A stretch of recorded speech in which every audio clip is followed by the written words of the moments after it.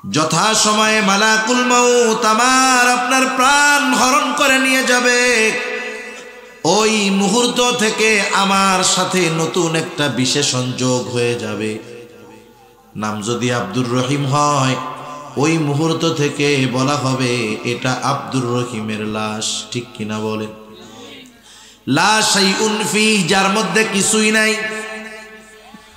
আমার আপনার ব্যাপারে মাইকে হয়তো ঘোষণা হবে, অনেক অঞ্চলে, আমাদের অঞ্চলেও এরকম ঘোষণা হয় যে অমুক এলাকার অমুক আজ বিকাল 5 ঘটিকার সময় ইন্তেকাল করিয়াছে, আগামী দিন সকাল 10টায় তার জানাজা হবে। এইরকম ঘোষণা আপনাদের এলাকায় দেয় কি দেয় না? বলে ইন্তেকাল করিয়াছে। ইন্তেকাল, ইন্তেকাল শব্দটি হলো আরবি শব্দ, অর্থ হলো স্থানান্তরিত হওয়া। এক জায়গায় ছিল আর এক জায়গায় গেছে। তার মানে আব্দুর রহিম চূড়ান্তভাবে শেষ হয়ে যায় নাই, কারণ আব্দুর রহিমের এই বডিটা আসল না, বডিটা আসল নয়, আসল হলো রূহ। আব্দুর রহিম, ওই রূহটাই হলো আব্দুর রহিম। যেমন মনে করেন এইটা হলো চায়ের কাপ, ঠিক কিনা বলেন? এর মধ্যে এখন কি আছে? এখন যদি বলে এটা কি, কি বলবে? চা। চা যখন না থাকবে এটা কি? চায়ের কাপ। কথা বুঝছেন? বাইসা যতক্ষণ আছে আব্দুর রহিম, মইরা গেছে এবার কি বলবে? আব্দুর রহিমের লাশ। কথা বুঝতেন তো? তার মানে বডি আসল না, আসল হলো রূহ। রূহ এতদিন দুনিয়ায় ছিল, স্থানান্তরিত হয়ে আরেক জায়গায় গেছে। এই খবরটাই মানুষকে জানানো হয়। আব্দুর রহিম ইন্তেকাল করিয়াছে, তার মানে দুনিয়ার জগৎ থেকে নতুন আর এক জগতে সে পদার্পণ করেছে, যেই জগতের নাম হাদিসের ভাষায় আলমে বরজখ, লোকচক্ষুর অন্তরালের জগৎ। ওই জগতের কিছু দুনিয়ার মানুষ দেখতে পারে না। আল্লাহ রাব্বুল আলামিন ওই জগতের কিছু দেখার মতো যোগ্যতা আমাদেরকে দেন নাই। দুনিয়ার মধ্যে অনেক কিছু আছে দেখা যায় না, এরপরেও কিন্তু আমরা বিশ্বাস করি। এই জন্য আলমে বরজখ তথা কবর জগতের কিছু দেখি না বিধায় অবিশ্বাস করার কোনো সুযোগ নাই। জিন আছে, জিন বিশ্বাস করেন তো না? কোনো সন্দেহ আছে আপনাদের? আরো জোরে সন্দেহ আছে? আমি তো আপনাকে দিয়ে কথা কইতে পারতেছি না, নাকি আপনারা কথা বলবেন না বলে চিন্তা করছেন? জোরে কইয়েন একটু, আল্লাহ তৌফিক দান করুক। তা জিন আছে, জিন। জিন আপনারা কেউ দেখছেন? দেখি নাই, ঠিক, অবিশ্বাস করি। যদি কেউ অবিশ্বাস করে যে জিন নাই, তার ঈমানও নাই। কোরআনুল কারীমে আল্লাহ তাআলা জিনের কথা বলছেন। শুধু তাই না, জিন নামে একটা সূরাও আল্লাহ নাযিল করছে। আমরা যেমন ওয়াজ মাহফিল করতেছি, জিনদেরও ওয়াজ মাহফিল হয়। বিবাহ শাদী আপনাদের আমাদের যেমন হয়, ওদেরও হয়। মাঝে মধ্যে মারামারি লাগে না? জিনদের মধ্যেও মারামারি হয়, গ্যাঞ্জাম হয়, নির্বাচন হয়, নেতা হয়, সব হয়, কিন্তু আমরা দেখতে পারি না। আল্লাহ তাআলা আমাদের চোখের অন্তরালে ওদেরকে করে দিচ্ছেন। সেজন্য আলমে বরজখ অনেক কিছুই ঘটে আমরা দেখি না। আলমে বরজখ তার জন্য শান্তির জায়গা হয়ে যায়, যার দুনিয়ার মধ্যে নেক আমল কর্ম ভালো থাকে, নেক আমল থাকে। আলমে বরজখ তার জন্য কষ্টের জায়গা হয়ে যায়, দুনিয়ার মধ্যে যে গুনাহ পাপের মধ্যে লিপ্ত থাকে।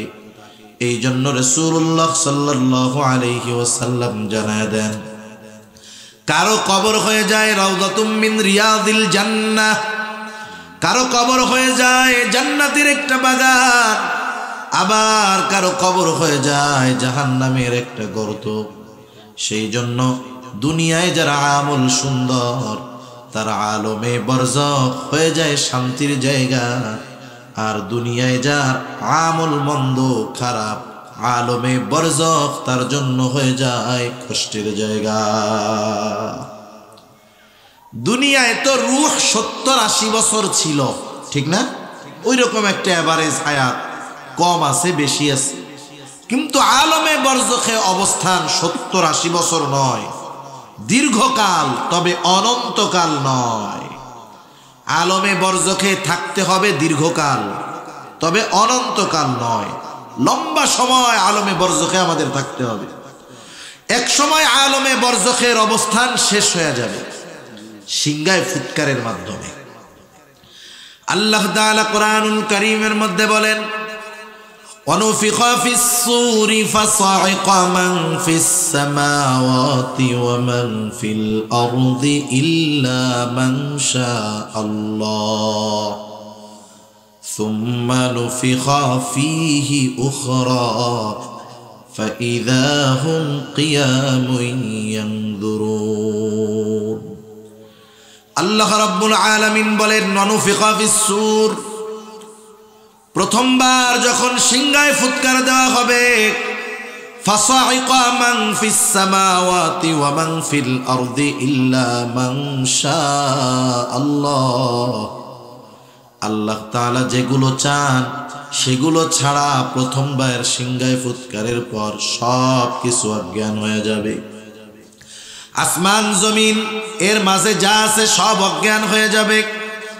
মুফাসসিরিনে কেরাম বলেন, সিংহায় ফুৎকারের পরে প্রথমে অজ্ঞান হবে, এরপরে মৃত্যু ঘটবে, সব মারা যাবে। আল্লাহ তাআলা যেগুলো চান সেগুলো ছাড়া। এরপরে দ্বিতীয়বার সিংহায় ফুৎকার দেওয়া হবে। প্রথমবার সিংহায় ফুৎকারের কতদিন পর দ্বিতীয়বার সিংহায় ফুৎকার দেওয়া হবে? এ ব্যাপারে হাদিসের মধ্যে পাওয়া যায়, আবু হুরায়রা রাদিয়াল্লাহু তাআলা আনহু থেকে বর্ণিত হাদিস। হযরত আবু হুরায়রা রাদিয়াল্লাহু তাআলা আনহু বলেন, প্রথমবার সিংহায় ফুৎকারের 40 পর দ্বিতীয়বার সিংহায় ফুৎকার দেওয়া হবে।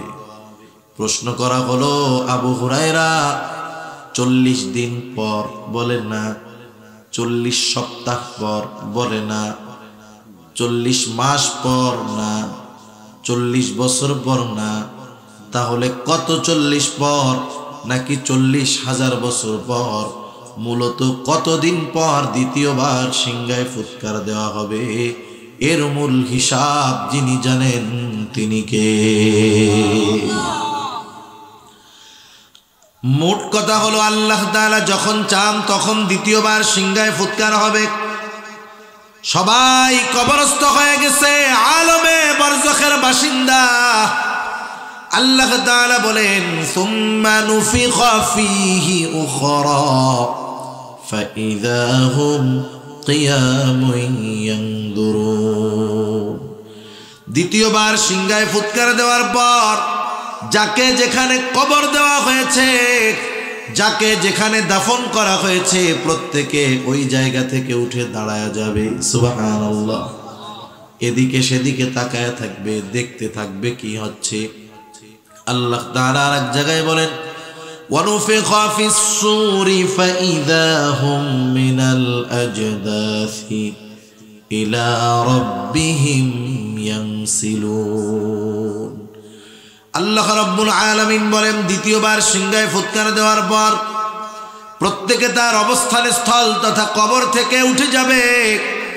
ইলা রাব্বিহিম ইয়ানসিলুন, প্রত্যেকে তার রবের দিকে ছুটতে থাকবে। কেন ছুটতে থাকবে? ওই দিনটাই তো সেই দিন যেই দিনের কথা আল্লাহ তাআলা কোরআনুল কারীমের মধ্যে বিভিন্ন নামে আমাদেরকে জানায় দিয়েছে। দ্বিতীয়বার সিংহায় ফুৎকারের মাধ্যমে সব মানুষকে একত্রিত করা হবে। এই জন্য ওই দিনের নাম হলো ইয়াউমুল হাশর। ইয়াউমুল হাশর আপনারা শুনেন না? ওই যেখানে সূরা হাশরের শেষ 3 আয়াত, বড় ফজিলতময় 3টা আয়াত। হাশর নামে আল্লাহ তাআলা একটা সূরাও নাজিল করছে। কেন হাশর বলা হয়? কারণ ওই দিন সবাইকে কি করা হবে? একত্রিত করা হবে, সবাইকে একত্রিত করা হবে। আরেকটা নাম হলো ইয়াউমুল জাযা, প্রতিদান দিবস। কি দিবস? প্রতিদান দিবস।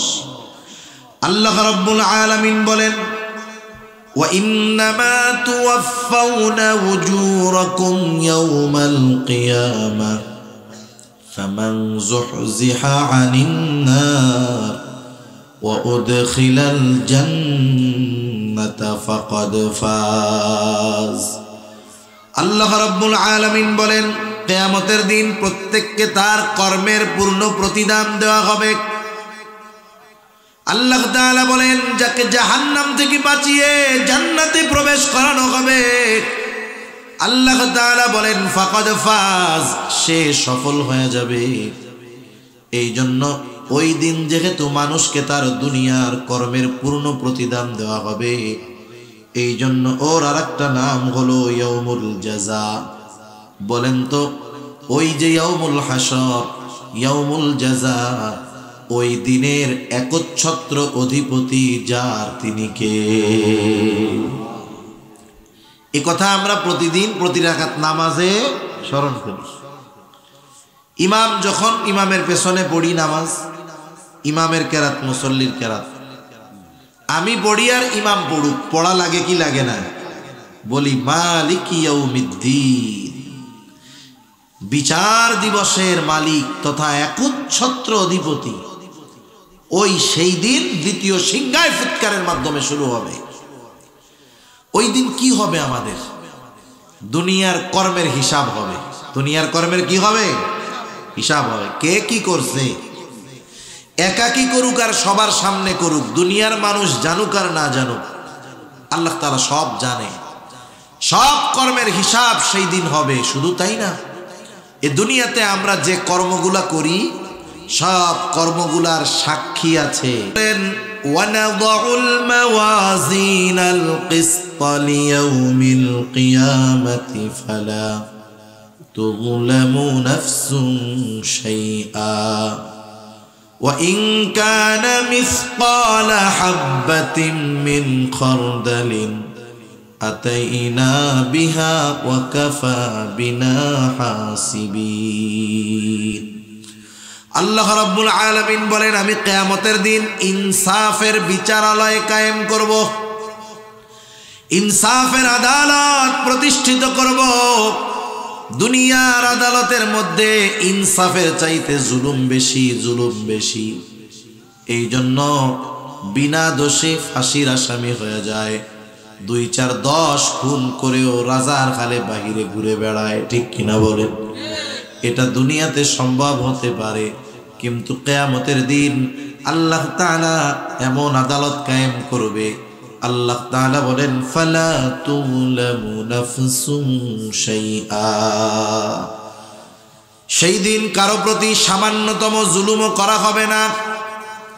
বরং দুনিয়াতে সে যদি সরিষা দানা পরিমাণ কোন আমল করে থাকে, আল্লাহ তাআলা বলেন ওয়া ইন কানা মিসকালা হাববাতিন মিন খারদালিন আতাইনা বিহা, ওই সরিষা দানা পরিমাণ আমল সহ তাকে হাজির করা হবে।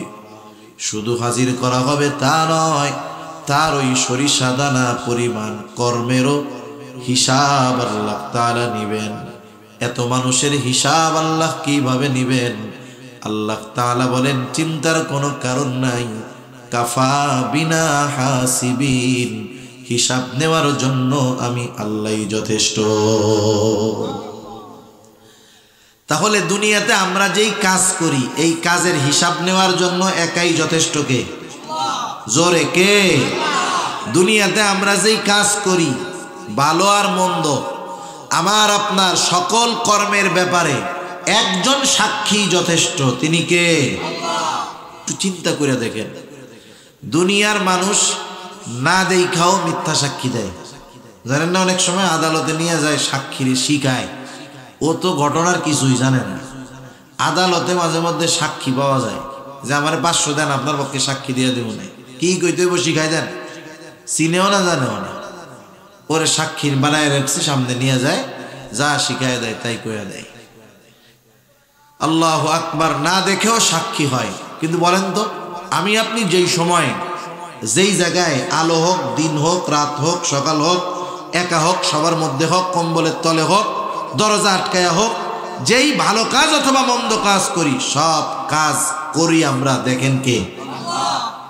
আল্লাহ তাআলা যেহেতু দেখেন সব কাজের ব্যাপারে আল্লাহর সাক্ষী যথেষ্ট, কাফা বিল্লাহি শাহিদা, সাক্ষী হিসাবে যথেষ্ট যিনি তিনি কে?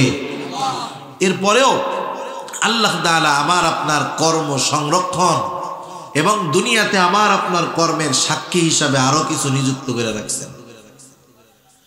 আমাদের প্রত্যেকের দুই কাঁধে দুইজন ফেরেশতা আছে।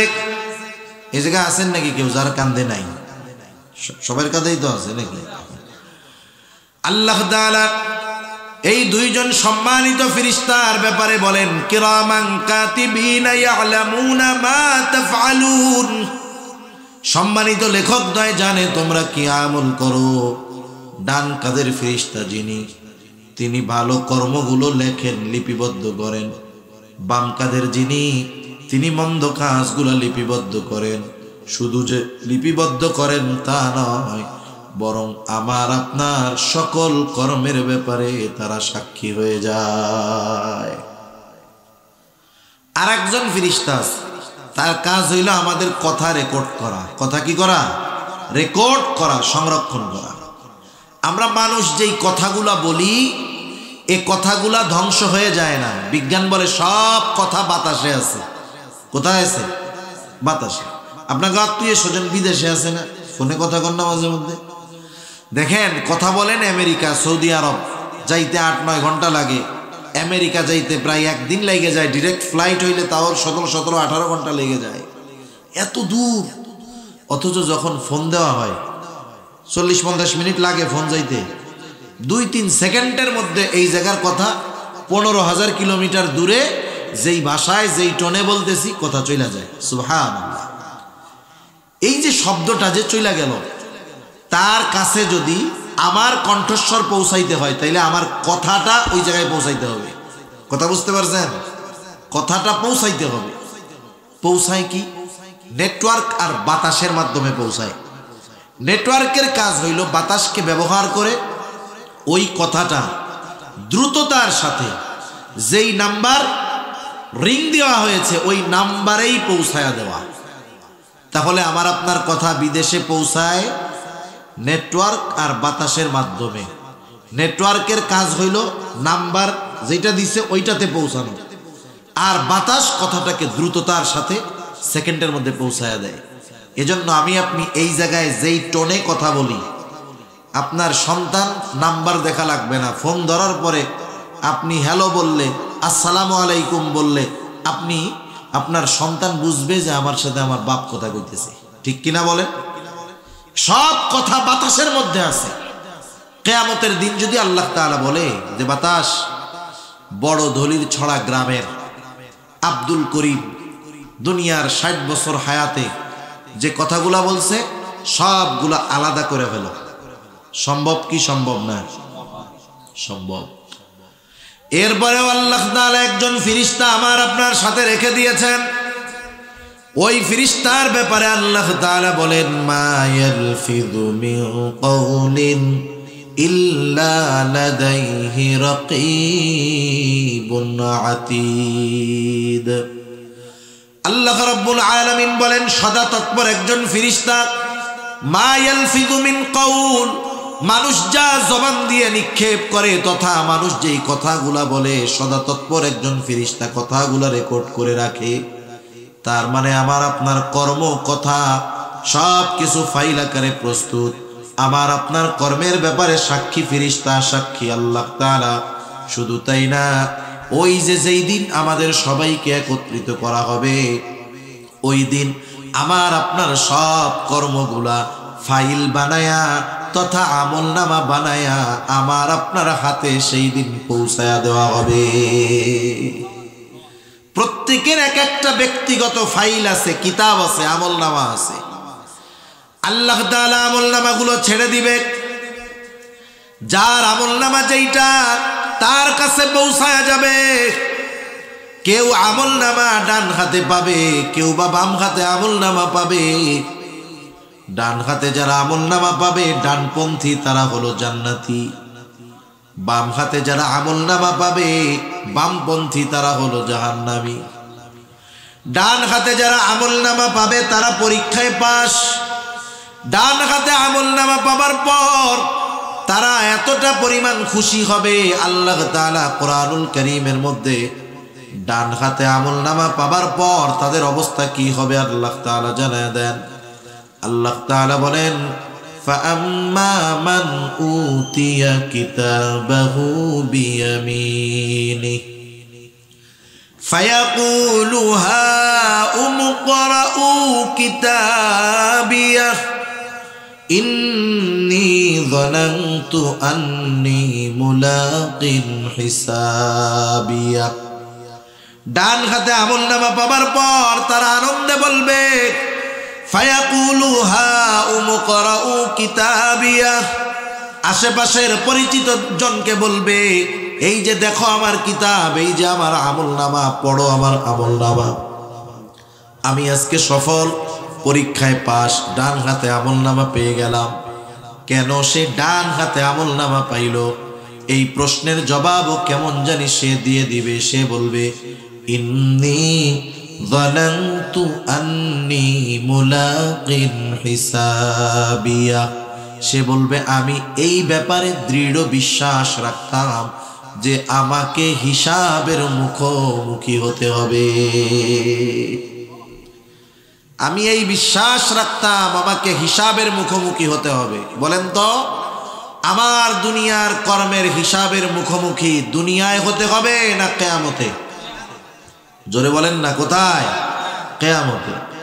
তাহলে কিয়ামতে যে আমার কর্মের হিসাব হবে, এই দৃঢ় বিশ্বাস মরার পরে করলে হবে না দুনিয়ায় করতে হবে?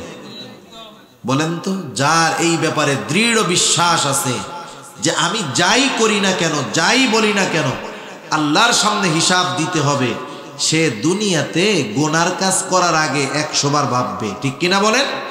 কারণ এই কাজ আমি করতেছি ঠিক, কারণ তার অন্তরে বিশ্বাস আমার এই কর্মের হিসাব আল্লাহর কাছে দিতে হবে, সেজন্য সে গুনাহ করার আগে 10 বার ভাববে।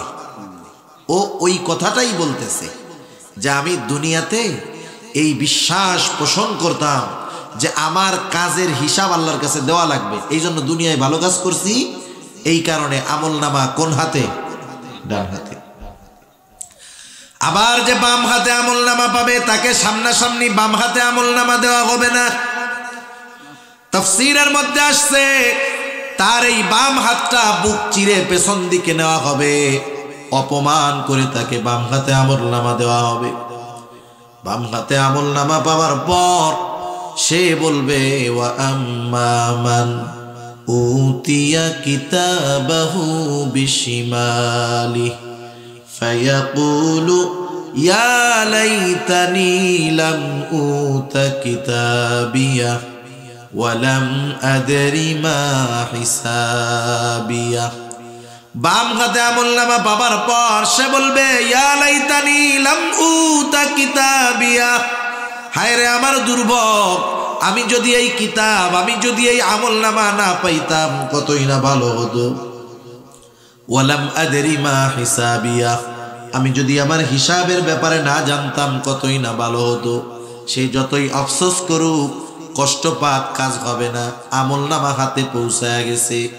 ডান হাতি আর বাম হাতি, ডান হাতে আমলনামাওয়ালা জান্নাতি, বাম হাতে আমলনামাওয়ালা তার কর্মের পূর্ণ প্রতিদান তাকে দেওয়া হবে। কারণ প্রত্যেকটা মানুষ তার কর্মের নিকটে দায়বদ্ধ। যে বদ আমল করবে সে জাহান্নামী, যে নেক আমল করবে সে জান্নাতি। আর ডান হাতে আমলনামা যারা পাইবে তারা জান্নাতি। শুধু তাই না, আল্লাহ তাআলা প্রত্যেকের কাছে আমলনামা পৌঁছায়া দিয়া বলবেন, ইকরা কিতাবাকা কাফা বিনাফসিকাল ইয়াউমা আলাইকা হাসিবা। আল্লাহ রাব্বুল আলামিন বলবেন, ইকরা কিতাবাক, তুমি পড়ো তোমার কিতাব, পড়ো তোমার আমলনামা। কাফা বিনাফসিকাল ইয়াউমা আলাইকা হাসিবা, তোমার নিজের হিসাব নেওয়ার জন্য তুমি নিজেই যথেষ্ট। আমলনামা যেই ভাষায় লেখা হোক না কেন, সেই দিন আমলনামা প্রত্যেককে পড়বার যোগ্যতা যিনি দান করবেন তিনি কে? সবাই পড়তে পারবে যে ক লিখতে কলম ভাঙে, লেখাপড়া জানেই না, লেখা তো বহু দূর, পড়া তো বহু দূর, অক্ষরই চিনে না, ওই লোকটাকে আমলনামা পড়ার যোগ্যতা আল্লাহ তাআলা দিয়ে দিবে। সে পড়বে, পড়া কি বলবে, মালি হাযাল কিতাব লা ইউগাদিরু সগীরাতান ওয়ালা কাবীরাতান ইল্লা আহসাহা। কেমন আশ্চর্য এক কিতাব, ছোট বড় একটা বিষয় বাদ যায় নাই। সবচাইতে ছোট ভালো কাজটাও আছে, সবচাইতে বড় ভালো কাজটাও আছে, সবচাইতে ছোট গুনার কাজটাও আছে, বড় কাজটাও আছে, কোনো কিছুই বাদ যায় নাই। এইবার আল্লাহ রাব্বুল আলামিন প্রত্যেককে তার অবস্থানের কথা তো জানায়া দিলেন, প্রত্যেকেই বুঝতে পারবে আমার শেষ আবাসস্থল কোথায়। যেহেতু বাম হাতে আমলনামা, তার ঠিকানা হবে জাহান্নাম।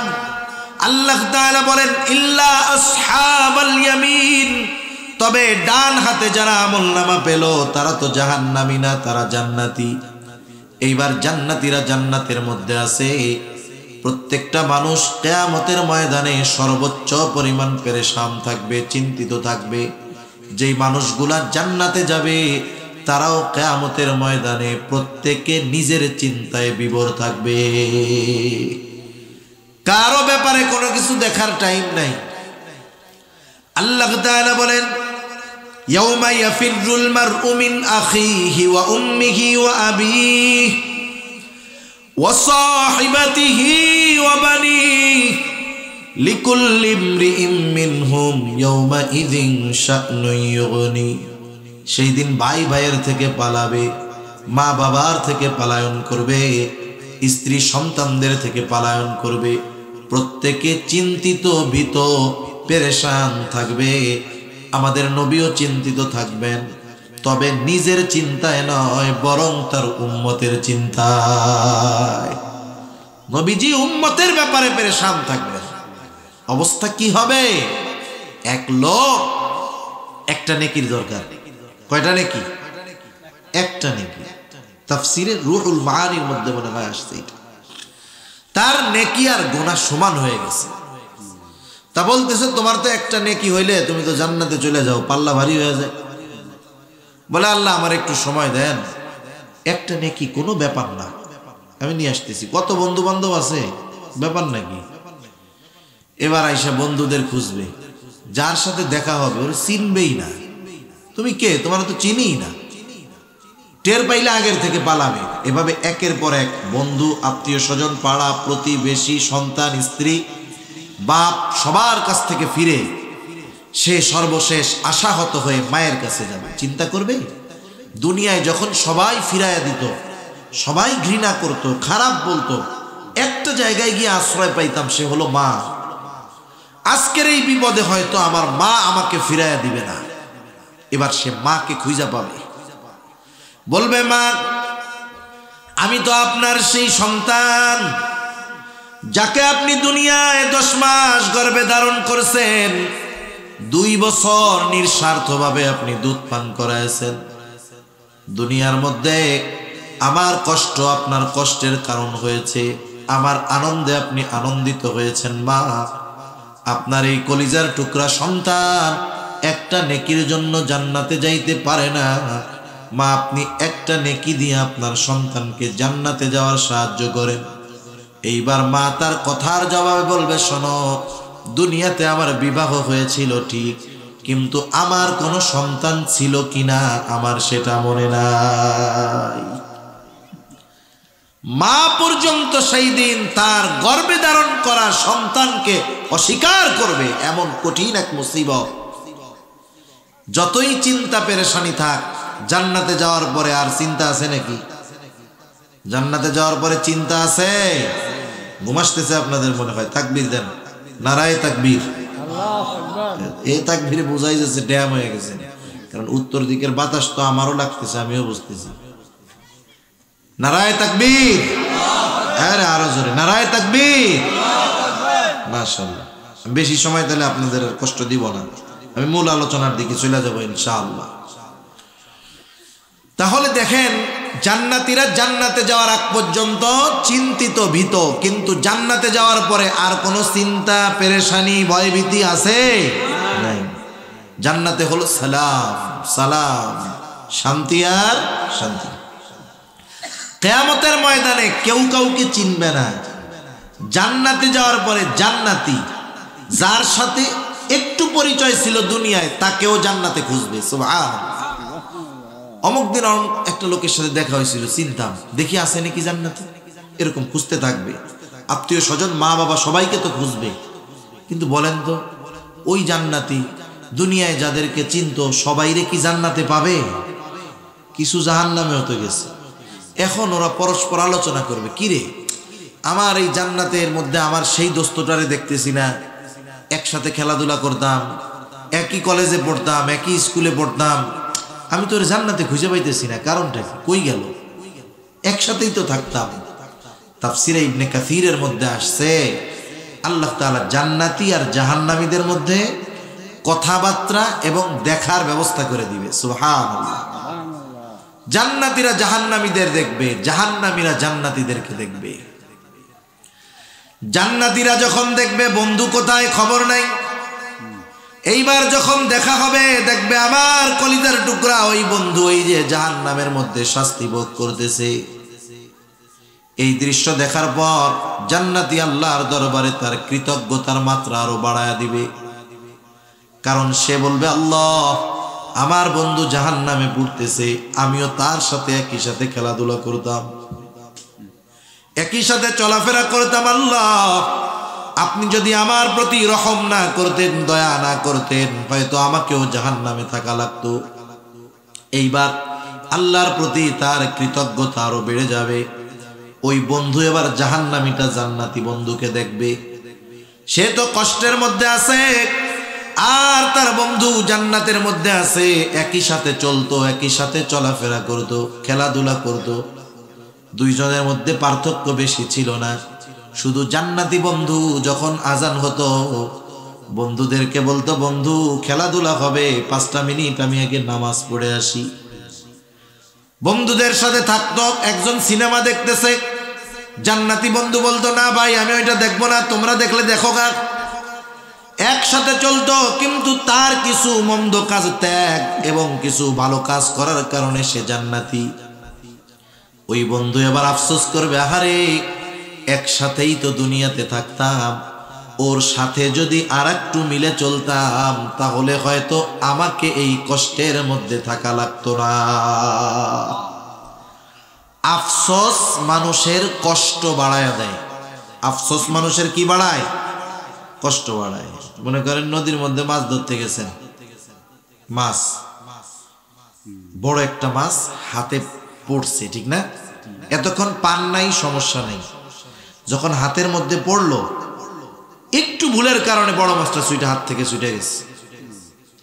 আপনি 2 ঘন্টা মাছ মারার পরে যদি না পাইতেন যেই কষ্ট লাগতো, হাতের থেকে যখন ছুটে গেছে 10 গুণ কষ্ট বেশি লাগবে আফসোসের কারণে। খালি কি বলবেন, আহারি একটু লেগা, মানে 10 কেজি ওজন, ওহ কি যে হইল রে, নসিব খারাপ। এমনি না পাইলে সমস্যা ছিল না, কিন্তু কিন্তু একটু লেগে যখন আফসোস হইতেছে, কষ্ট বেশি না কম? আরে জাহান্নামীর যখন ওই জান্নাতি বন্ধুরে দেখে আফসোস হবে, ওর কষ্টের মাত্রা আরো বেড়ে যাবে। জান্নাতি বন্ধু ওর ইচ্ছা হবে জানার জন্য এই মানুষগুলো তাহলে জাহান্নামে গেল কেন, কোন কারণে গেল। আল্লাহ রাব্বুল আলামিন এবার তাদের মধ্যে কথাবার্তার ব্যবস্থা করে দিবে। তাফসীরে ইবনে কাসীরের মধ্যে আসছে জান্নাতীরা জাহান্নামীদেরকে জিজ্ঞাসা করবে। আল্লাহ তাআলা বলেন, ফি জান্নাতি ইয়াতাসাআলুনা আনিল মুজরিমিন। জান্নাতীরা পরস্পর তাদেরকে জিজ্ঞাসা করবে, মুজরিমদের, পাপীদের তথা জাহান্নামীদের জিজ্ঞাসা করবে, মা সালাকাকুম ফি সাকার, কোন জিনিস তোমাদেরকে এই সাকারে আনলো, জাহান্নামের মধ্যে কোন জিনিসে আনলো, কেন তোমরা জাহান্নামী হইলা? এইবার জাহান্নামীরা তাদের জাহান্নামে যাওয়ার কারণগুলো বর্ণনা করবে। জাহান্নামীরা তাদের জাহান্নামে যাওয়ার কারণগুলা বলবে যে আমরা কোন কোন কারণে জাহান্নামী। এখন আসেন, এই কারণগুলো যদি আমরা জানতে পারি যে এই কারণে জাহান্নামে গেছে, ওই কারণগুলো আমাদের মধ্যে থাকলে আমরা বাইর করতে পারবো, জাহান্নাম থেকে আশা করি বাঁচতে পারবো। ঠিক কিনা বলেন? এই জন্য কারণগুলো একটু যাই না, এরপরে যান নাকি? আপনাকে তো সারা রাত বসায় রাখবো না, থাকবো? আপনারা বসে থাকলে থাকতে পারেন, আমি থাকবো? আমি তো থাকবো না। তা দেখেন, এখন একটা প্রশ্ন এখানে আছে যে হুজুর আমরা তো দুনিয়ার মধ্যে আছি, কথা বুঝতেছেন তো? তাকবীর দেন, নারায়ে তাকবীর, আরো জোরে নারায়ে তাকবীর। এই তো মাশাআল্লাহ। এখন তো আসি আমরা দুনিয়ায়, তাইলে জান্নাতে গেল কোন সময় পাবলিক, আর জাহান্নামে গেল কোন সময়? এখনো হাসর হইল না, মিজান হইল না, পুলসিরাত হইল না। জান্নাতি আর জাহান্নামীদের কথাবার্তা আপনি পাইলেন কই? আল্লাহ তাআলা তো আজকে বলে নাই, ১৫০০ বছর আগে দুনিয়ায় এই কালাম আসছে। এর আগে এই কালাম লৌহে মাহফুজে ছিল, দুনিয়ায় আসছে ১৫০০ বছর আগে। তাইলে এখনো তো জান্নাত জাহান্নামে যাওয়া হয় নাই, তাইলে এ কথাবার্তা আল্লাহ তাআলা পাইল কোথায়? কথা বুঝতে পারছেন? কথা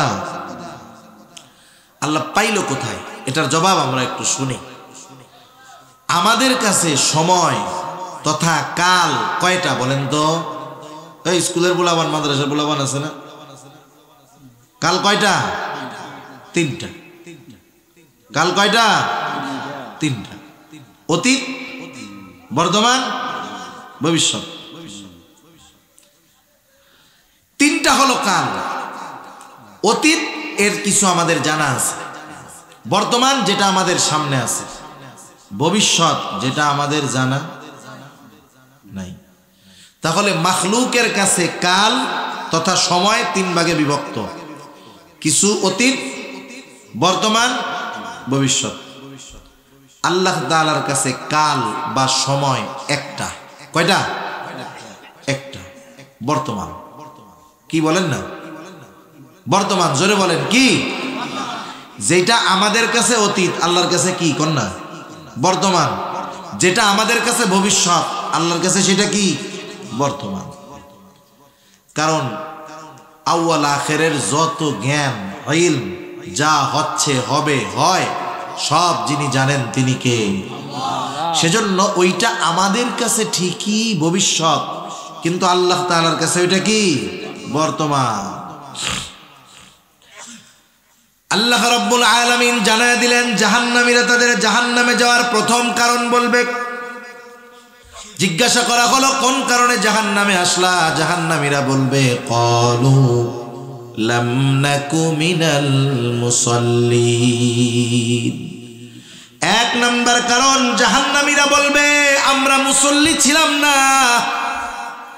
জাহান্নামীরা বলবে আমরা মুসল্লি ছিলাম না, তাইলে আমরা কি হব? জোরে বলেন।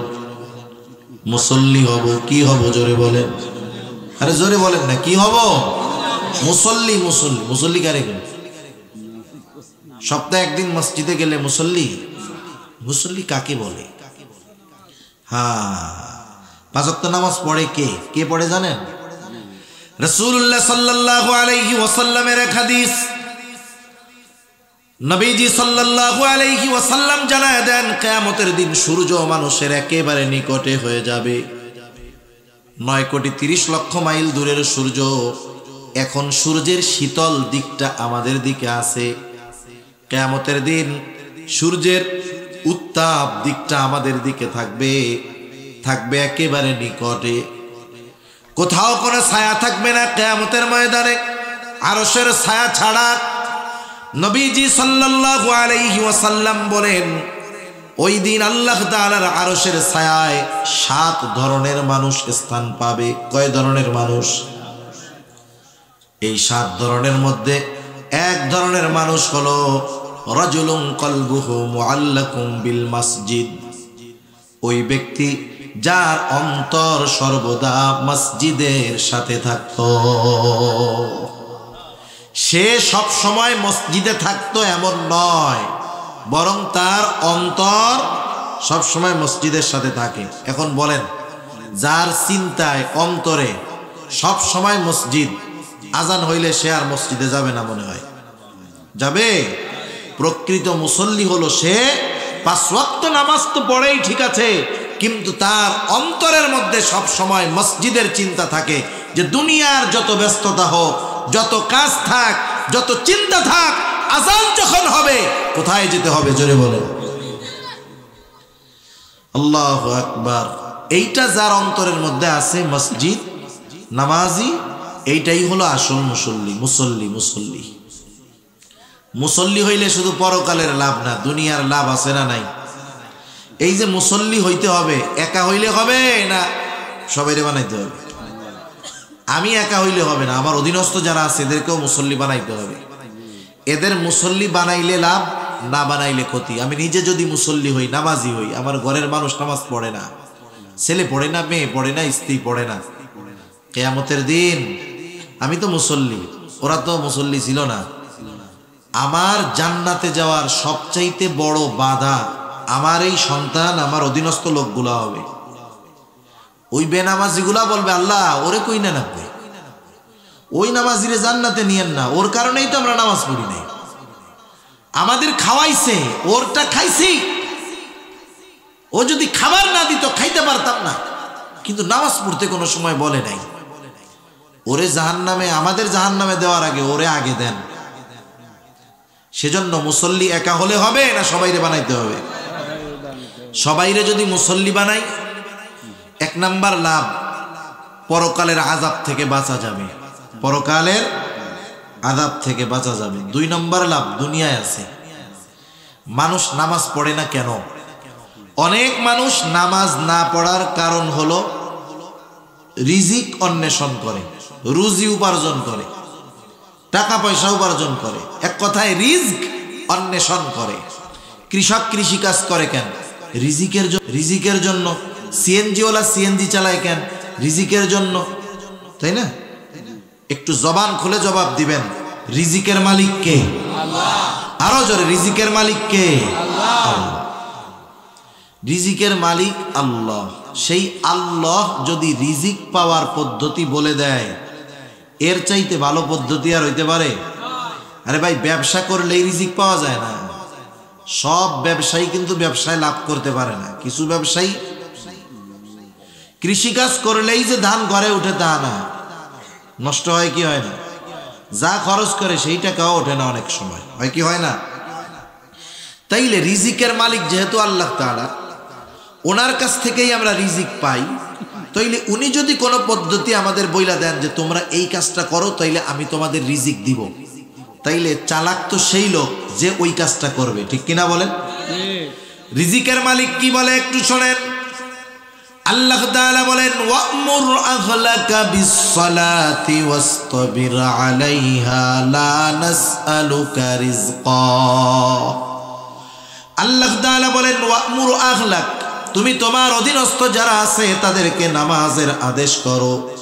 ওয়াসতাবির আলাইহা, তুমিও নামাজের উপরে অটল থাকো। সোজা কথায় নিজে মুসল্লি হও, ঘরের মানুষগুলোকে মুসল্লি বানাও। আল্লাহ তাআলা বলে, বান্দা লা নাসআলুকা রিজকা, আমি আল্লাহ তোমাদের কাছে রিজিক চাই না, বরং তুমি যদি মুসল্লি হও, ঘরের মানুষদেরকে যদি মুসল্লি বানাও, তোমার লাভ কি? আল্লাহ তাআলা বলেন, নাহনু নারযুকুকা, মুসল্লি যদি তুমি হও, ঘরের মানুষ হয়, নাহনু নারযুকুকা, আমি আল্লাহ তোমাকে রিজিক দিয়ে দিব। তাহলে এই যে যারা নামাজ না পড়া রিজিক তালাশ করে, এরা তালাশই করবে কিন্তু পাবে না, ঠিক কিনা বলেন? সেজন্য দুনিয়ার শত ব্যস্ততা থাক, আমাদের আগে নামাজ। আগে কি জোরে বলেন? আগে কি জোরে বলেন? নামাজ। নিজে পড়বো, অধীনস্থদেরকে দিয়া পড়াবো। নবীজি বলেন, আবু দাউদের হাদিস, তোমাদের সন্তানদের যখন 7 বছর বয়স হবে নামাজের জন্য তাকিদ দাও, আদেশ করো। তার মানে কি? 7 বছরে যদি আদেশ হয়, কোনো কাজের অর্ডার দেওয়ার আগে ওই কাজটারে শিখাইতে হয় না? আপনি যদি হঠাৎ করে ওরে বলেন যে এই কাজটা কর, জীবনে শেখার নাই, আদেশ দিলেন, তাহলে এটা তো ভালো কাজ হবে না। তার মানে 7 বছরে যদি আদেশ হয়, তাইলে আরো ছোট থাকতে তাকে এটা প্র্যাকটিস করাতে হবে, শেখাতে হবে। কথা বোঝা গেছে? এজন্য বাচ্চার বয়স যখন 4 বছর হবে, 5 বছর হবে, প্রস্রাব পায়খানা আসলে বলতে পারে, এরকম বাচ্চাদের বললে কথা শুনে। 2, 2.5, 3 বছরেরটা শুনবে না, কিন্তু যখন 4 বছরের আপনি পাশে নিয়ে দাঁড়াইলেন নামাজে, মাঝে মধ্যে যাবো, তুমি দাঁড়াও, আমি যা যা করি তুমি তাই তাই করবা, দেখবেন ও মসজিদের মধ্যে নামাজ পড়তেছে, হট্টগোল করবে না। ছোট বাচ্চা একটু করতেও পারে, করুক না, যাওয়ায় অভ্যস্ত বানাইতে হবে, আগের থেকে আদেশ করতে হবে। 7 বছর বয়সে নবীজি বলেন 10 বছর বয়স যখন হবে নামাজ না পড়লে পিটানি লাগাইতে হবে। একটু হিসাব করেন তো, যাদের সন্তানেরা নামাজ পড়ে না, আপনি কি সেই সন্তানকে 5 বছর থেকে নামাজ শিখাইছেন? 7 বছরে আদেশ করছেন? 10 বছরে নামাজ না পড়লে পিটানি দিছেন, খানা বন্ধ করছেন? যদি না কইরা থাকেন, ওই পোলা যদি নামাজি না হয়, এ ব্যাপারে কোনো সন্দেহ নাই, ওই কারণে যদি ওই ছেলেকে জাহান্নামে যেতে হয়, আপনি মুসল্লি নামাজি, আপনার কলার ধরে আগে সে জাহান্নামের মধ্যে, আল্লাহর কাছে বলবে এটারে আগে ফেলাই, এরপরে আমি যাব। সেজন্য মুসল্লি নিজে হতে হবে, অধীনস্থদেরকে বানাতে হবে। কিছু ব্যাপারে কোনো ছাড় দেওয়ার সুযোগ নাই, কিছু ব্যাপারে কোনো ছাড় দেওয়ার সুযোগ নাই। এই সব ব্যাপারে আমাদের অধীনস্থদের সাথে আমাদের সর্বোচ্চ কঠোর হওয়া লাগবে, দ্বীনের খাতিরে, ইসলামের খাতিরে, নিজে জাহান্নাম থেকে বাঁচার জন্য, কলিজার টুকরা সন্তানটাকে জাহান্নাম থেকে বাঁচানোর জন্য। ঠিক কিনা বলেন? আরে ভাই, অপারেশন দরকার, ডাক্তার যদি মায়ে মহব্বত করে বলে না রে তোর এই জায়গা কাটলে সেলাই দিতে হবে 3-4টা, যা হয় হোক জাগা, এই ডাক্তার মায়া দেখাইয়া কাটলো না, কষ্ট দিল না, ওর জীবনটাকে শেষ করে ফেললো। ঠিক কিনা বলেন? যেই বাপ ফজরের সময় উঠে চিন্তা করে শীতের রাত যদি ছেলেটারে ডাক দেই কষ্ট হয়ে যাবে, শীতের ঠান্ডা পানি দিয়ে অজু করতে তার কষ্ট লাগবে, এই মায়া মহব্বত দেখাইয়া নামাজের জন্য ডাকলো না, ওই বাপ কি ক্ষতি করলো? ওই ডাক্তার মহব্বত দেখায়া যেমন অপারেশন করলো না, এইটা ইনফেকশন হয়ে ক্যান্সার হয়ে ও মরতে পারে। ওই বাপ যখন মহব্বত দেখায়া অধীনস্থদেরকে নামাজের জন্য ডাকবে না, ওই সন্তান যাবে, ওরেও নিবে। ঠিক কিনা বলেন? সেজন্য মুসল্লি আমরা হব। মুসল্লি হইলে তো যদি আখেরাতের লাভ, তা না দুনিয়ারও তো লাভ আছে। ঠিক কিনা? আল্লাহ রাসূল সাল্লাল্লাহু আলাইহি ওয়াসাল্লাম এক হাদিসের মধ্যে বলেন, যারা মুসল্লি হয় তাদের ফজিলত কি? রাসূলুল্লাহ সাল্লাল্লাহু আলাইহি ওয়াসাল্লাম বলেন, আস-সালাতু ইমাদুদ্দিন, মান আকামাস সালাতা ফাকাদ আকামাদ-দ্বীন, যে নামাজ কায়েম করলো সে দিন প্রতিষ্ঠা করলো। ওমান তারাকাস সালাহ ফাকাদ হাদামাদ-দ্বীন, আর যে নামাজ ছেড়ে দিল সে দিন ধ্বংস করলো। আপনার ঘরে যদি কোনো দিন ধ্বংসকারী থাকে, আপনি তারে খাইতে দিবেন? দিবেন? তাহলে আপনার ছেলে তো বেনামাজি, খাইতে দেন কে? আপনার মেয়ে বেনামাজি, খাইতে দেন কেন? সে তো দিন ধ্বংস করতেছে। সেজন্য মুসল্লি হলো দিন প্রতিষ্ঠাকারী, আর যে নামাজ পড়ে না সে দিন ধ্বংসকারী। এখন আপনি কোন দলে যাবেন সেটা আপনাদের ব্যাপার। জাহান্নামীরা জাহান্নামে যাওয়ার দ্বিতীয় কারণ হিসাবে বলবে, আল্লাহ তাআলা জানায় দেন, তারা বলবে ওয়ালাম নাকুনু তুইমুল মিসকিন, আমরা মিসকিন অসহায়দেরকে খানা খাওয়াইতাম না, খাবার দিতাম না। সেজন্য অসহায় মিসকিন দরিদ্র যদি কেউ খানা চায় আমরা খানা খাওয়াবো। শুধু চাইলে খাওয়াবো বিষয়টা এমন নয়, বরং আমার আশেপাশে যদি কেউ গরিব থাকে, অসহায় থাকে, আমি নিজেও তারে খানা খাওয়াবো। কারণ রাসূলুল্লাহ সাল্লাল্লাহু আলাইহি ওয়াসাল্লাম বলেন, লাইসাল মুমিনুনা আল্লাযীনা ইয়াশবাউ, সে মুমিন নয় যে বা যারা পেট পুরে আহার করে কিন্তু তার প্রতিবেশী অভুক্ত থাকে। নবীজি বলেন সে মুমিন নয়। চিন্তা করছেন? খানা খাওয়ানো শুধু ভালো কাজের সাথে সম্পর্ক তা না, অনেক সময় এই খাবার খাওয়ানো ইমানের সাথে সম্পৃক্ত। বুঝতে পারছেন তো? খানা খাওয়ানো তো ফজিলতের কাজ, কিন্তু আমার প্রতিবেশী অভুক্ত গরিব মানুষ, খাওয়ান নাই পেটের মধ্যে, আমি ধুমসে খাইতেছি পেট উঁচা কইরা। নবীজি বলেন খাইতেছ, তোমার প্রতিবেশী অভুক্ত, তুমি মুমিন হইতে পারো নাই। রাসূলুল্লাহ সাল্লাল্লাহু আলাইহি ওয়াসাল্লামের কাছে একজন সাহাবী আসছে, আসার পরে বলতেছে, আইয়ুল ইসলামি খাইর, ইসলামের মধ্যে সর্বোত্তম কাজ কোনটা? নবীজি সাল্লাল্লাহু আলাইহি ওয়াসাল্লাম ছিলেন উম্মতের রূহানি ডাক্তার।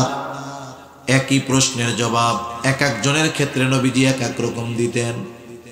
এই প্রশ্নের জবাবে নবীজি সাল্লাল্লাহু আলাইহি ওয়াসাল্লাম তাকে বললেন, তুতঈমুত তাআম ওয়া তাকরাউস সালাম আলা মান আরাফতা ওয়া মান লাম তারিফ।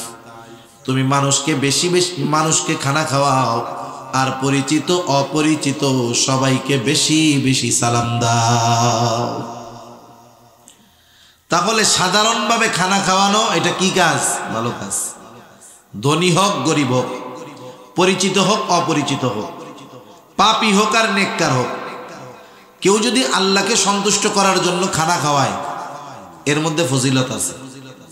কিন্তু কেউ যদি দাওয়াত দিয়া চিন্তা করে, বিবাহের অনুষ্ঠান দাওয়াত দিলাম, দাওয়াত তো দিছি ভালোই, 1000 টাকা 2000 টাকার কম 5000 টাকার কম কি ওরা দিতে দিবে?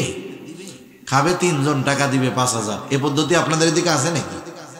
কমিউনিটি সেন্টারে দাওয়াত দিয়া ধুমসে খাতা কলম নিয়ে বৈশা টাকা কালেকশন করে, আছে না এরকম? এই ধরনের দাওয়াত, এটার দাওয়াত কয় না। এ ধরনের খানা খাওয়ানোর মধ্যে কোনো ফজিলত নাই। আপনি যাকেই খাওয়ান আল্লাহর জন্য খাওয়াইলে ফজিলত আছে না নাই? আরে সাহাবায়ে কেরাম খানা খাওয়াইতো সবাই, তারা দুনিয়ার প্রতিদানের আশায় নয়। কার জন্য? আল্লাহ তাআলা তাদের ব্যাপারে বলেন, ইন্নামা নুতঈমুকুম লিওয়াজহিল্লাহি লা নুরিদু মিনকুম জাযাআ ওয়ালা শুকুরা। তারা মানুষকে খানা খাওয়ায় বলে, ইন্নামা নুতঈমুকুম লিওয়াজহিল্লাহ, আমরা তোমাদেরকে আল্লাহর জন্য খানা খাওয়াইছি। যেহেতু খানা আল্লাহর জন্য খাওয়াইছি, প্রতিদান তোমাদের কাছে চাই না। প্রতিদান দিবে কে? লা নুরিদু মিনকুম জাযাআ, আমরা তোমাদের কাছে কোনো প্রতিদান চাই না। শুধু তাই না, বাদ দিয়ে দেন, শুধু তাই না, অনেক সময় আমরা মানুষের উপকার করার পরে আশা করি সে আমার উপকার করবে, এই আশা করি। অনেক সময় যদি উপকার না করে, অনেক সময় কই না যে দেখ ওর এই কাজটা করলাম, ও আমাকে একটু ধন্যবাদও দিল না। ধন্যবাদ এরকম বলে, ধন্যবাদটা তো আশা করতে পারি, বিনিময় না চাইলাম, একটু ধন্যবাদ তো দিবে। তার মানে আমি ধন্যবাদও কি করি? আশা করি। কিন্তু সাহাবারা কি করতো? তারা বলতো, লা নুরিদু মিনকুম জাযাআ ওয়ালা শুকুরা, প্রতিদান তো চাই না, বরং তোমাদের কৃতজ্ঞতাও চাই না, থ্যাংক ইউ দাও, ধন্যবাদ দাও, এটাও চাই না। কারণ তোমাদের খানা খাওয়াইছি, এর পূর্ণ প্রতিদান যার কাছে চাই তিনি কে? সেজন্য আমরা খানা খাওয়াবো। এখন এই খানাটা যদি মিসকিনদের খাওয়াই, এই খানাটা যদি মিসকিনদের খাওয়াই, মিসকিন যে ভালো খাইতে পায় না, বলেন তো এই খানা পাইয়া সে খুশি হবে না বেজার হবে? আরে তার কাছে দোয়া চাওয়া লাগবে না, সে এমনিতেই দোয়া করবে যে আল্লাহ ওরে বেশি বেশি করে দেন, ও জানি আরো বেশি বেশি খাওয়াইতে পারে। ঠিক কিনা বলেন? এজন্য আমরা যখন মানুষকে সাহায্য করি, দান সদকা দেই, ছোট হোক বড় হোক, 2 টাকা হোক 5 টাকা হোক, দিয়া কোনো সময় বলবো না যে দোয়া করেন। তাহলে তো প্রতিদান চাইলাম, দিলাম টাকা, চাইলাম দোয়া। আমরা তাদের কাছে ওই সব চাবো না, বলবো নিয়ত আল্লাহর জন্য দিলাম, আল্লাহ যা দেয় দিবে। ঠিক আছে না ইনশাআল্লাহ? আর মিসকিনদের খানা খাওয়াবো। খানা খাওয়ানো বড় ফজিলতের কাজ, কারণ খানা খাওয়াইলে আল্লাহ তাআলা রিজিক প্রশস্ত করে দেয়। রিজিক কি করে দেয়? প্রশস্ত করে দেয়, বাড়ায়া দেয়। আপনি দিবেন 5 টাকা, আল্লাহ বাড়ায় দিবে 500 টাকা। ঠিক কিনা বলেন? সেজন্য কোরআনুল কারীমের মধ্যে আসছে, আমি আর লম্বা আলোচনা করব না, 10 মিনিটের মধ্যে আমার শেষ হয়ে যাবে। সেজন্য খানা খাওয়াইলে, মিসকিনদের খানা খাওয়াইলে রিজিক প্রশস্ত করে দেয় কে? সেজন্য বুঝতে হবে যে খানা খাওয়াইলে লস নাই। 10 টাকা খাওয়াবেন, 10,000 টাকার ব্যবস্থা আল্লাহ তাআলা করে দিবে। 3 নাম্বার, জাহান্নামীরা জাহান্নামে যাওয়ার কারণ হিসাবে বলবে, ওয়া কুন্না নাখুদু মাআল খাইদিন, আমরা অনর্থক মজলিসে যারা লিপ্ত থাকতো তাদের সাথে বসতাম। আপনাদের এলাকায় চায়ের দোকান আছে নাকি? আছে চার দোকান? চার দোকানের মধ্যে টেলিভিশন আছে নাকি? এখন ওই টেলিভিশন আর চা পানকে কেন্দ্র করে লোকজন বৈশা বৈশা আড্ডা দেয়, আছে নাকি? এই আড্ডাটাই কি অনর্থক মজলিস। এটা কি মজলিস? কোনো কাম কাজ নাই ওই জায়গায়। ওই জায়গায় বৈশা তো কোরআন হাদিসের কথা হয় নাকি? টেলিভিশন দেখে, বিড়ি খায় আর পান চুরায় আর কয় জান্নাত, কোরআন হাদিসের কথা বলে। হায় হায়, দুনিয়ার যত গোনা, গীবত, পরনিন্দা, বকাঝকা সব ওই জায়গায় আছে না? এই মজলিসগুলায় না দুনিয়ার কোনো উপকার আছে, না পরকালের কোনো উপকার আছে। আছে? সেজন্য আশরাফ আলী থানভী রহমাতুল্লাহি আলাইহি বলতেন, তোমরা ওই মজলিস থেকে বাঁচো যেখানে দুনিয়া আখেরাত কোনোটারই কল্যাণ নাই। বরং কি হবে, চায়ের দোকানে আপনি একটা উল্টাপাল্টা কথা বলবেন, একটা নতুন শত্রু আপনার পয়দা হয়ে যাবে, যার বিরুদ্ধে বলছেন সে শত্রু হয়ে যাবে। আবার অনেকে গীবত করবে। গীবত হলো কি জিনিস? যদি কারো মধ্যে কোনো দোষ থাকে, ওই দোষটা যদি তার অনুপস্থিতিতে শুধু চর্চা করার জন্য বলা হয়, তার সংশোধনের জন্য নয়। একটা মানুষের ব্যাপারে আরেকজনের কাছে বলা যাবে তখন যার কাছে বললে তাকে সংশোধন করা যাবে। বুঝতে পারেন নাই? এখন তার দোষ তার কাছে বলেন, জমক এটা এটা করে, আপনি তো এই বিষয়টা সমাধান করতে পারেন, আপনি একটু এটা করে দিয়ে। তার অগোচরে বলা হইল তার সংশোধনের জন্য, এটা গীবত নয়। অথবা এমন কেউ আছে কাজ করে যেই কাজগুলা ঈমান ধ্বংসাত্মক কাজ, দিন ধ্বংসাত্মক কাজ, অপরাধমূলক কাজ, এই বিষয়গুলা তার অনুপস্থিতিতে সমাজের মানুষের সামনে বলে দেওয়া দায়িত্ব। কথা বুঝতে পারছেন? কিন্তু সাধারণ যেই দোষগুলো আছে, যার দ্বারা সে নিজে ক্ষতিগ্রস্ত হতে পারে কিন্তু উম্মতকে, কোনো এলাকাকে, কোনো মানুষকে ক্ষতি করতে পারবে না, এই ধরনের দোষের কথা তার অনুপস্থিতিতে যদি বলা বলি করা হয়, এটা হবে গীবত। তার মধ্যে দোষ আছে, গীবত। যদি সংশোধনের জন্য কাউকে বলা হয়, যে সংশোধন করতে পারবে, অসুবিধা নেই। কিন্তু আমাদের চায়ের দোকানগুলোতে অধিকাংশ ক্ষেত্রে গীবত হয় কি হয় না? আরে জোরে বলেন না, হয় কি হয় না? গীবত কি? আল গীবাতু আশাদ্দু মিনাজ জিনা। গীবতটা করতে খুব মজা লাগে, কিন্তু নবীজি বলেন এটা জিনার চাইতেও জঘন্য। নাউজুবিল্লাহ বলেন। এত জঘন্য এক কাজ আমরা করে ফেলি চার দোকানে বসে বসে। এরপরে অনেক সময় তো অপবাদ দিয়ে বসি। দোষ আছে, অনুপস্থিতিতে বললাম গীবত। দোষ নাই এটা যদি বলি বানায়া, এটা তো অপবাদ। সেজন্য চার দোকানের মজলিসগুলো থেকে বাঁচতে হবে। এগুলা জাহান্নামে যাওয়ার কারণ। আপনার চা খাওয়ার দরকার, পান খাওয়ার দরকার, আপনি কিনে নিয়ে আসলেন। চা তো ঘরে ঘরেই বানায়, অসুবিধা নেই। পান খাওয়ার দরকার, আপনি কিনে নিয়ে চলে আসেন। বসবেন তো আপনি না বললেও কমপক্ষে ওই গোনার কথাগুলো শুনতে হবে, ঠিক কিনা? এজন্য আমরা বাজারমুখী হব না। বাজারে যখন প্রয়োজন যাব, প্রয়োজন শেষ চলে আসবো। এখন তো আধুনিক জামানা, মানুষ ঘরের চাইতে বাথরুম আরো ভালো করে বানায়। বলেন তো, যত ভালো দামি টাইলস দিয়া, ডিজাইন দিয়া বাথরুম বানাক না কেন, সে কি কারণ ছাড়া কোনো সময় বাথরুমে যায়? জরুরত না আসলে যায়। আবার যখন জরুরত শেষ, আধা ঘন্টা বসে থাকে ওই জায়গায়, নাকি? কাজ শেষ চলে আসে। কাজ না ধরলে কোনো সময় যায় না। বাজারটা যত জমজমাট হোক, বাথরুমের মতো মনে করতে হবে। প্রয়োজন হয়েছে গেলাম, প্রয়োজন শেষ চলে আসলাম। তাহলে এই ধরনের অনর্থক মজলিস থেকে বাঁচাটা সহজ হবে। সাথে সাথে আমরা দ্বীনি মজলিসগুলোর মধ্যে বসবো। আশেপাশে মাদ্রাসা আছে, আমি হেফজখানায় গিয়ে একটু বসলাম, কোরআন তেলাওয়াত শুনলাম। আমার সময় কাটে না, কোরআন পড়া সময় কাটাই। নাহলে কোরআন যারা পড়ে তাদের সাথে বসি, ইমাম সাহেবের কাছে বসি। মাদ্রাসা আছে, ছাত্ররা আসে পড়ে, একটু পাশে বসে ওরা কি পড়ে দেখি। ভালো কাজের মধ্যে সময়গুলো কাটানোর চেষ্টা করি। তাইলে এই ভালো মজলিস, ভালো কাজ আমার জান্নাতে যাওয়ার কারণ হবে, আর ওই অনর্থক মজলিসগুলো আমার জাহান্নামে যাওয়ার কারণ হবে। ইনশাআল্লাহ অনর্থক মজলিস থেকে বাঁচা যাবে না ইনশাআল্লাহ, কারণ এর কারণে জাহান্নামীরা জাহান্নামে যাবে। 4 নম্বর কারণ, জাহান্নামীরা বলবে ওয়া কুন্না নুকাযযিবু বিয়াউমিদ্দিন। তারা বলবে আমরা কিয়ামতের দিন অস্বীকার করতাম, কিয়ামতকে অস্বীকার করতাম। কিয়ামতের প্রতি বিশ্বাস রাখা এটা হলো ঈমানের অন্যতম একটি স্তম্ভ। রাসূলুল্লাহ সাল্লাল্লাহু আলাইহি ওয়াসাল্লাম জানিয়ে দিয়েছেন ঈমানের স্তম্ভ হলো 6টা।